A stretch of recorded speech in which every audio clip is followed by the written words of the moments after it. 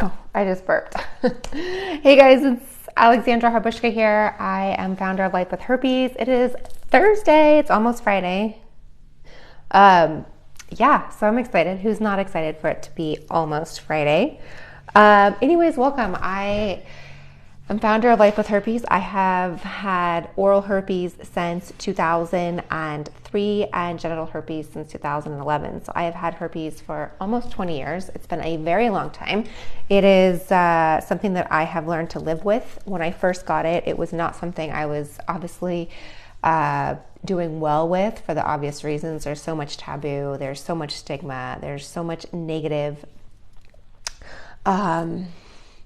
just negative energy around it. So it took me a long time in order to get out of that Eeyore phase. The Eeyore phase is something that I describe as we know Eeyore, he is the donkey in Winnie the Pooh who is always living life like, oh, ho hum, life is hard, living with a rain cloud over him all the time. So that was something that I describe as the Eeyore phase. I don't know, I probably need to button this. That's what I describe as the Eeyore phase, when you are like, I am stuck here, I've been diagnosed with herpes and I don't know how to get out of this phase. You guys were asking me a lot about how I was diagnosed with herpes. Funny enough, next week will be my herpes anniversary, my herpiversary. I like to call it my oh shit anniversary, right? Oh shit, I have herpes. How did that just happen? What just happened in my life? How did this, like, what went wrong? How did I get here? By the way, thanks for the hearts, my friends. I really like it, so thank you. Anyways, how did I get herpes? I lived life. Period, the end. I lived life. There are people in your life that have herpes. So whether you have herpes or do not have herpes, you may be watching this like, I don't have herpes. It's just interesting. I want to see what Alexandra has to say. Or you might be watching this like, I have herpes. Oh shit, what do I need to know? But yeah, there are people in your life that have herpes. Your mom, your dad, your sibling, your aunt or uncle, your best friend, your partner, your girlfriend, your boyfriend. There are people in your life that have herpes, and you're going to come in contact with them. So you may not get it, but there are people in your life that have it. There's people that you truly, truly love unconditionally. So that does hurt me when people will say like, oh, you're disgusting because you have this, or blah, blah, blah, blah, blah. And I'm like, you're saying that about somebody you truly do love, because there is someone that you love unconditionally that has herpes as well. I need this live 6 months ago when you first had it. Oh, I'm so sorry. Well, I'm glad you're here now. Like I was saying, the Eeyore phase, when you're in that dark rain cloud. So, oh no, my husband just texted me that he lost his wallet. Eek. And he's at TSA in the airport. Oh no, my poor husband without a wallet. Okay, well, anyways, back to the Eeyore phase. That I was there. So you're saying you need this 6 months ago. I was in the Eeyore phase for 2 years. 2 years. I cried every day for 2 years. It was really, really hard, especially because I felt so alone. I felt so isolated. I felt so exposed. I felt like people like, oh, I'm sorry. That sucks. Yeah, I was there for 2 years. That like, oh, that sucks. You have herpes. Oh, it's okay. You'll find love. You know, like that whole shit. But the truth is you will get through it, and you have to make that decision to want to get through it. You have to make that decision to say, I am not part of the stigma. I am not part of the like, oh, I'm so sorry. That stuff, right? All the attachments that go with it.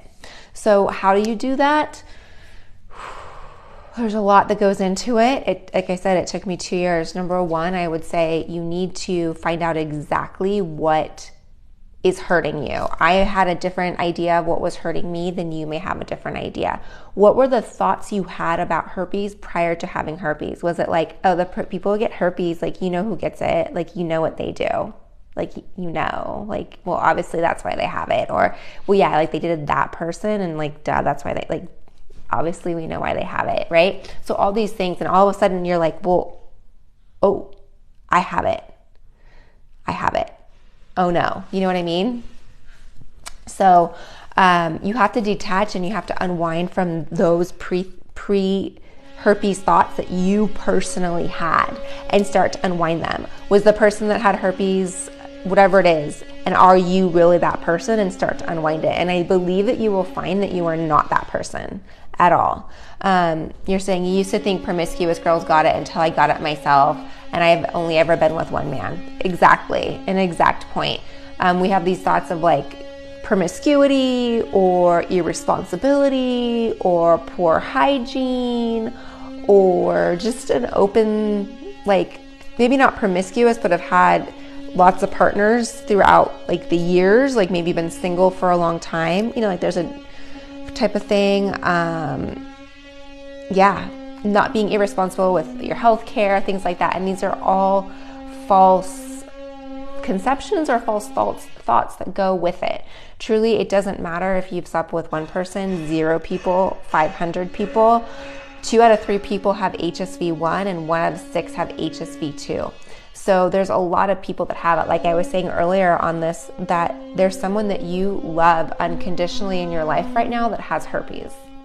And you see that person on a daily basis. Sorry about the noise. I have construction going on in my house. And you see them on a daily basis, and you are exposed to it, most likely. Specifically, if it's oral, you're exposed to it. So a lot of times you think like, oh, I'm never going to get herpes. I'm never going to be around it. Like, ew, gross.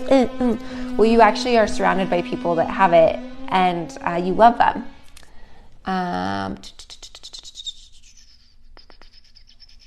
You're a great person. Oh, no, I don't think that was to me, but I'll take it if you were saying that to me.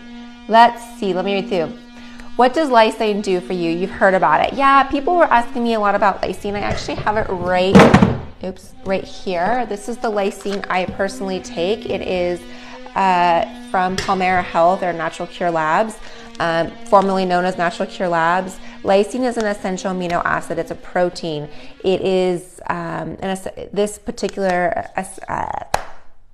It's the end of the day, guys. This essential amino acid, lysine, is really good for our muscle building. It's really good for our tendons. It also helps us absorb other nutrients and other minerals in our body, but specifically, it helps block arginine. Arginine is what fuels the herpes virus, and lysine actually helps block it. So it helps block it from replication.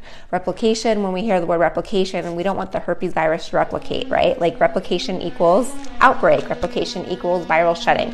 So lysine has the ability, I like to use the word suffocate. It has the ability to help suffocate the virus in our bodies. Definite disclosure, I'm not a doctor. I can't recommend, I can't prescribe. So definitely talk to your doctor if you have questions. And the next thing that I'd like to say, there is a FDA-approved drug that you can take. People like, can you take lysine with the Valtrex or valcyclovir or acyclovir?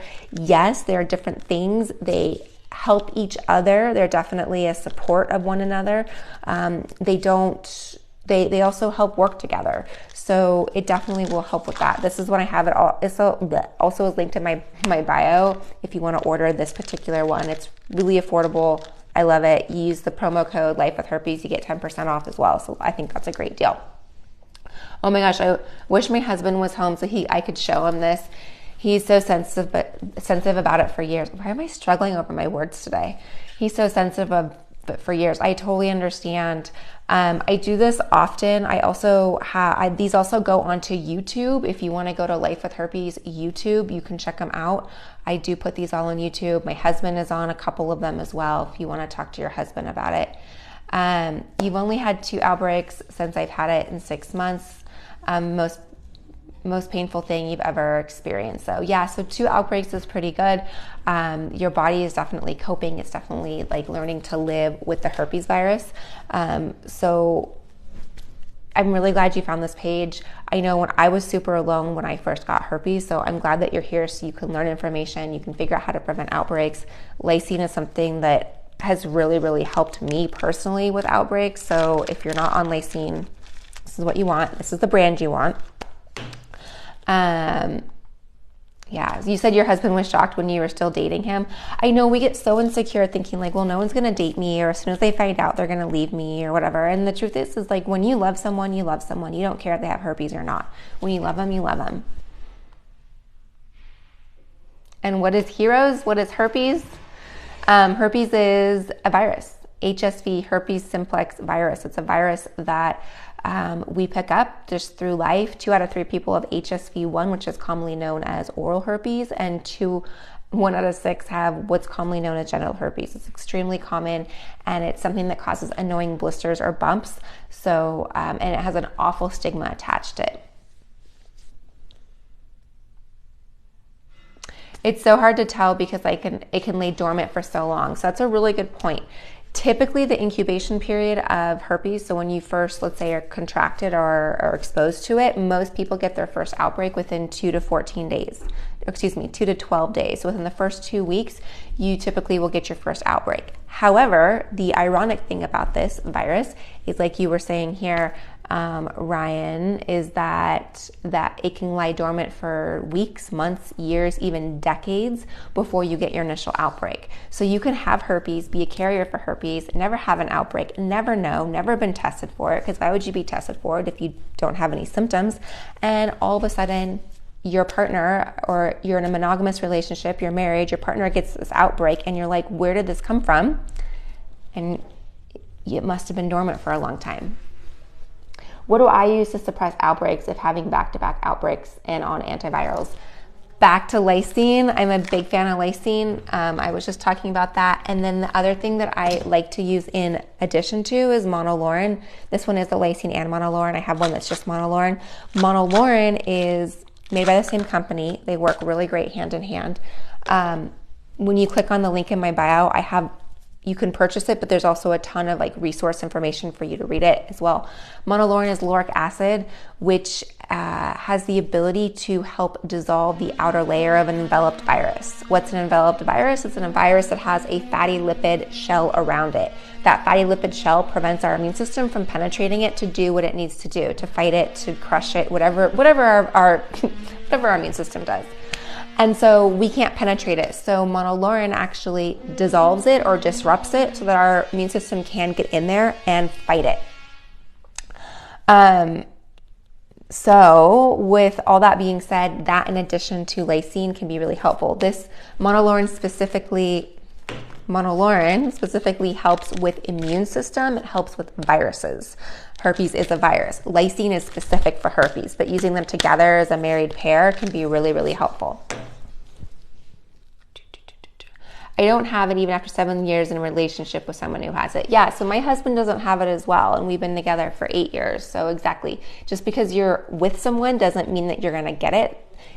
But I also want people to be aware that if you don't have it and you're scared of getting it, you are also being exposed to it. So it's not something we can be like, oh, I'm just gonna avoid it forever.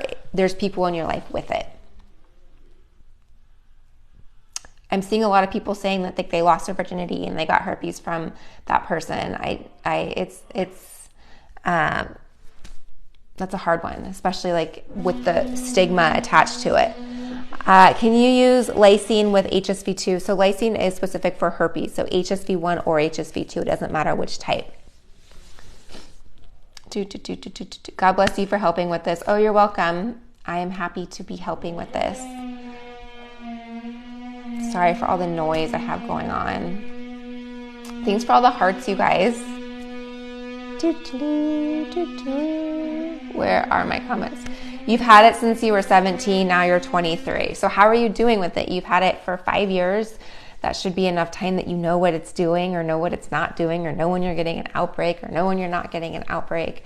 Yeah, that's enough time. Other things that we can do to help prevent outbreaks are, so we're talking about lysine. So lysine is an essential amino acid. We also can consume high lysine foods. So high lysine foods are things that are like eggs, dairy, potatoes, lean protein, sausage. Sausage is definitely not lean protein, but for whatever reason, it's high in lysine.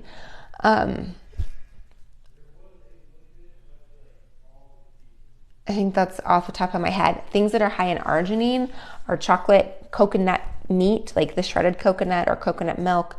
Sugar is not high in arginine, but it's like hurts your immune system. Alcohol hurts your immune system. Coffee, the actual bean, is high in arginine as well.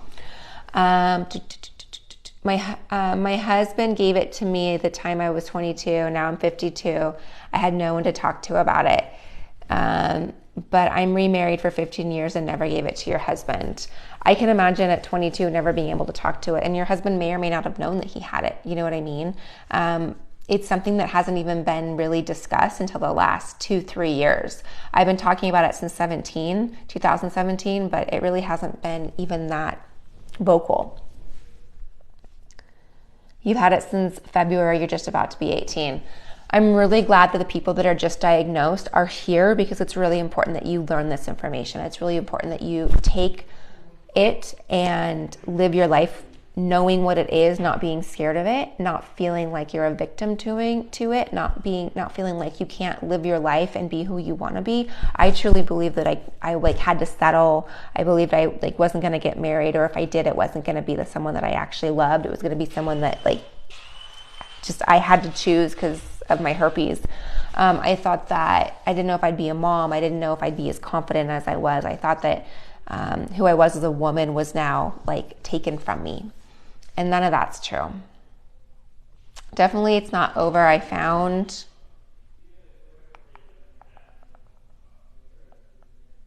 you found someone who accepts me for it. That's so great. I'm really glad. And it's not accepts you. It's that just loves you, and loves your herpes too. My husband doesn't, it's not oh, I accept you. It's I love you. I want to be with you. I don't care that you have herpes. Even though I was just having fun, guys still don't care. Yeah.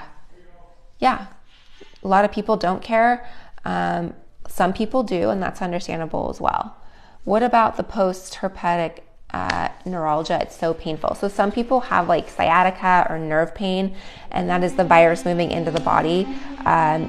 Typically for that, I recommend taking Epsom salt baths. That's going to be really helpful for calming the nervous system. It also adds magnesium into our body, which also helps a little bit with nerve pain and things like that. So that would be one of the best things. We do have a really great, it's called the Recovery Soak here at the Secret Society Wellness. This is amazing.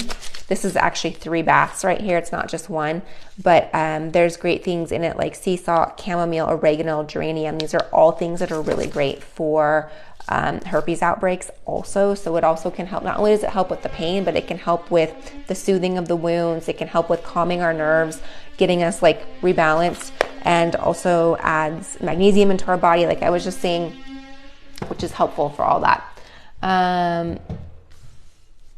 He did know he was hiding it. I'm so sorry. That's hard. I'm really sorry when our partner knows they have it and they don't tell you. That's a lot of betrayal, and that's, I'm sure, emotionally hard. If you don't mind me asking, which type, HSV1 or HSV2? I think that was for someone else. You got it your freshman year of college, and I got shamed. I got shamed in college by every single guy. That sucks. I wish you could go back and be like bippity boppity boo. How did you handle that? Because that could be really difficult, especially when you don't feel like you have anyone to talk to. And I'm sure they mentioned it, and then they all tell. The sad thing is, some of the guys had it. They will end up having it, which is sad. HSV2 caught it and wrongly done treatment and accidentally gave it to my boyfriend. All right, so the good news, not the good news, but when we accidentally transmit it to a partner, one of the things that we can go back on is we had that conversation, we've disclosed to our partner, and if we didn't know we had it, we didn't know. If we don't know, you don't know. You can't beat yourself up for something you don't know. People call you Miss Herps. I'm really sorry, Julie. That's awful. That's awful for the stigma. How are you handling it? How are you dealing with it? You're saying I've had sciatica for years, and you're saying herpes aggravates that. I'm saying it can. Sciatica can, I would definitely talk to a chiropractor or a doctor, but a lot of times that nerve pain down our back can be from herpes. What do you recommend navigating dating after being diagnosed and dealing with any rejection? I recommend not getting, there's this thought of dating as like, I have to date, I have to sleep, and I'm also going to marry this person. And dating can mean you're going to go for ice cream, you're going to go get coffee, you're going to go hang out, you're going to go for a walk, you're going to go to the beach, you're going to go to the, I don't know, whatever you're going to go do. And just because you're going on a date doesn't mean you have to disclose. I say you don't have to disclose unless you're going to expose. Those are two different things, exposing and disclosing. So if you're going to expose the person to herpes, yeah, absolutely disclose. As far as disclosing, I personally believe it's when you're ready to be in a sexual relationship. You don't need to have that conversation if you're not going to have sex with them. So don't feel like if you're going on a date, you need to like, oh, I better tell him before my date. It's when you're dating someone, you're like, I think I'm ready to do it. Like, I really like this person. I'm ready to tell him. That's when you tell him, and you just open the conversation about sexual health. Sexual health, not like, I really have to tell you something. I'm really sorry. Or I really hope you accept me, or that type of thing. It's, I want to talk about sexual health. It comes from a very confident spot, and you let them know, like, let's go get tested. I want to sleep with you. I want to do this. I want to go to the next level. Let's talk about our sexual health. You know, have you been recently, are you someone that gets tested? Great, let's go get tested again. The reason why it's important to me is because I have herpes. I was diagnosed with herpes, and it was because I didn't have these conversations. I didn't ask these questions in previous relationships. My partners and I didn't get tested.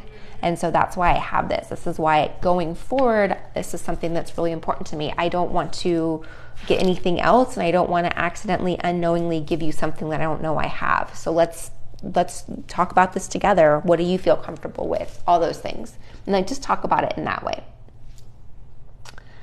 Do you have a link where you can buy? Yeah.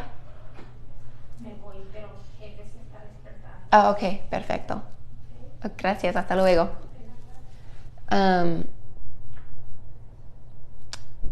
You get an outbreak every month. Do you have a link where you can buy these products? Yeah, the link is in the bio for you to check it out and get the products. I'm sorry, guys. I have to go. My little boy is up.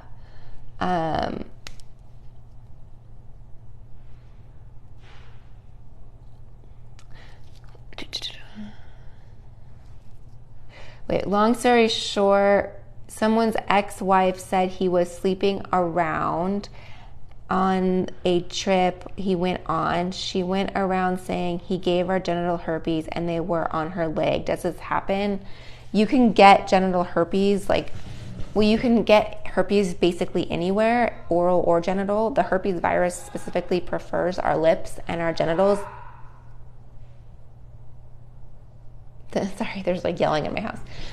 The tissue is what the herpes virus specifically likes. I think I have to go, guys.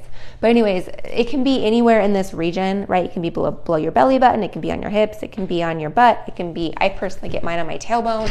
It can be on your inner thighs. Can it be on your legs? It can. That may be more like a shingle. So I would definitely have that person check it out. But if you have like a cut or an opening or like an open sore, it gives the herpes virus a place to go. All right, guys, I've got to run. My little boy's up. There's people working on my house. I got to check that out. I apologize that I can't be here longer with you. I will see you tomorrow. Please keep asking your questions and keep, I appreciate you all, and thanks for the love and thanks for the follows, and I will keep being here to support you as well. Bye.